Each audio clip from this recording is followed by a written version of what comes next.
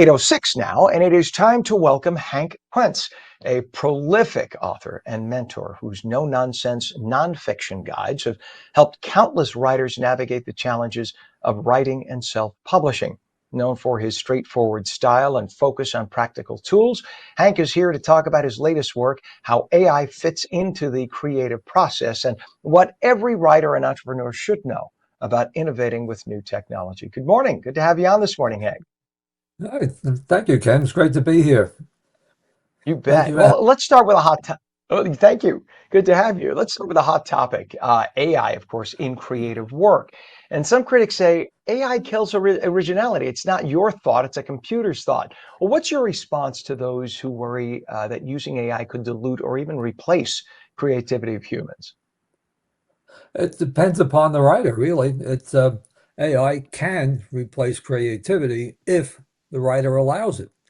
It's really up to the writer. If a writer tells an AI app to, this is what my scene is going to be about. This is the characters who are in it. Write the scene. And if the AI will respond by writing a scene. And if the writer then accepts that scene as a finished product, then yes, AI has replaced the writer's creativity. I don't do that. If anything that I get the AI to write, I consider it a first draft, and it needs revision, a lot of revision, before it's my stuff. The AI has a completely separate voice than I do, so I have to take what it wrote and convert it to my voice, which means a lot of editing and revising.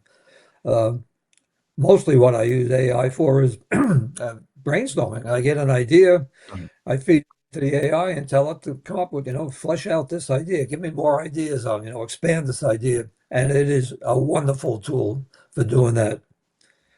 So, Right. So the AI, original question, yeah, right. The beauty is you could put in a topic and AI will scour every inch of the internet for everything ever published on it and draw from that, which might give you inspiration because you may not have thought of, oh yeah, I forgot about that.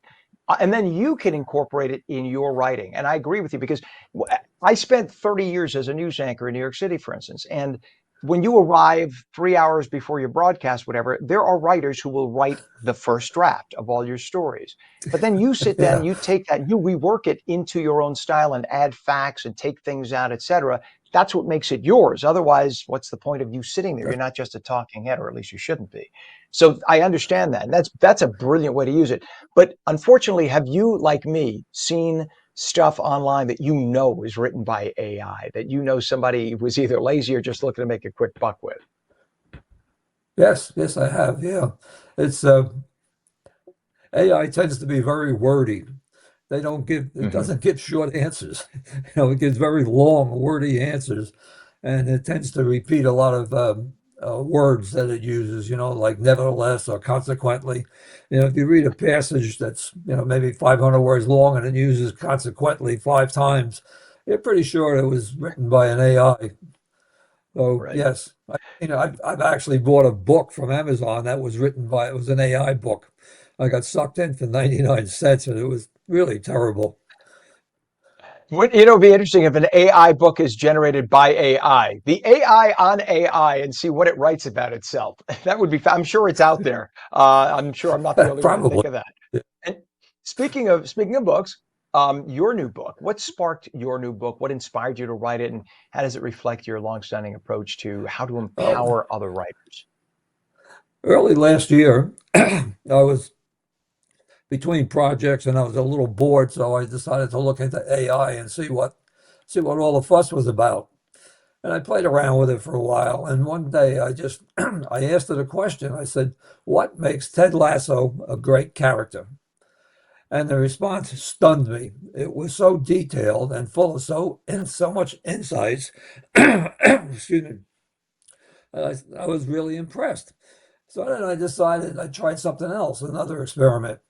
I gave it 100-word storyline for one of my published novels and said, write a plot for this. And it did. It wrote a great plot. It wasn't the plot I was in my book, but if I was starting out, I would take two or three of those plot points and build a story around them. And I said, yeah, excuse me, Mhm. That's when I just thought, AI can be really useful for writers. And soon after that, I decided I got to write a book and tell other writers because the people I talked to had no idea what AI was. And the ones who knew what it was were afraid of it. So I said, this is a topic for a book that will be very good for writers and authors. I love it. And I love it. And that's you've been a mentor and a medicine guide for a of lot of people. You've been a mentor and a guide, Hank, for a lot of people. What advice would you give to other entrepreneurs who want to innovate in AI, especially in the publishing or content creation space? it. The What you got to learn about AI is that the whole thing, it depends upon how you write a query, which is a question. This is how you communicate with the AI. If you ask it a generic question, a generic query, you'll get a generic answer. It's something you probably already know, or if it can be in a book. It's just something that's not very innovative. You've got to learn how to write a query that the AI can use. For instance, I mentioned, what makes AI, Ted Lasso a great character. That's very specific. But if you ask it, what makes a great character, you're going to get nothing. It's going to get generic stuff that you already know. So the to use AI, you've got to really learn how to write a detailed query. And it may take, you may have to revise the query several times before you can get something useful out of it. So that's the Fascinating. key to using AI Yeah, so queries. it's just like because it's still a computer. People forget this is a computer. It's a machine. So it's data in, data out, data in, data out. So it's what you feed it is Yeah, what you get. So your work has always right. emphasized planning and structure, which is what great authors do. You may or may not know when I was at Channel 7, meteorologist Bill Evans was our guy, and he's written 7 books. And I asked him, he is just a voracious writer, but a voracious reader. Because that's what I asked him. I said, what makes a great author? And his answer was, a great author is a voracious reader. Do you feel the same? Do you love to read books, other people's works? Yeah, I usually have 3 books I'm reading at the same time. There you One in go. print, one book, on my iPad, and I generally have a nonfiction book that I'm reading too. 2 fiction, one nonfiction, and that's my usual reading diet. 3 books at a time, all the time. That's So awesome. yeah, That's of awesome. reader. And because of that, you learn without even thinking in many cases, you learn that there is a style and a structure. So can you describe the structure and the detail necessary in writing a book? Because it's not about rambling, right? There is a structure you have to Yeah, have. yeah. What most people don't understand about writing a novel or a book is that it's a long-term, multi-phase project. There's actually 5 different phases involved.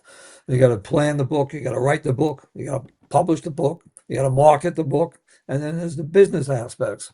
And writing a book involves getting involved with all 5 of those phases. And when you start the planning, you really got to think about, how you're going to market it and what's the business aspects. So yeah, it's planning and structure is very important to me There anyway. you go.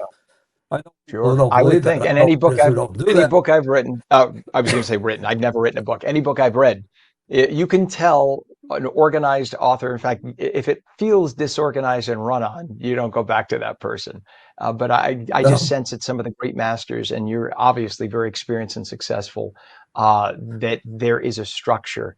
And when you kind of realize or learn that person's structure and style, that's what makes you fall in love with certain authors. Author Hank Quense, we'd Yeah. love to have you back on again. Please. Thank you so much for joining us this morning. It was great having you. Thanks for having us, Ken. This was fun. Thank you.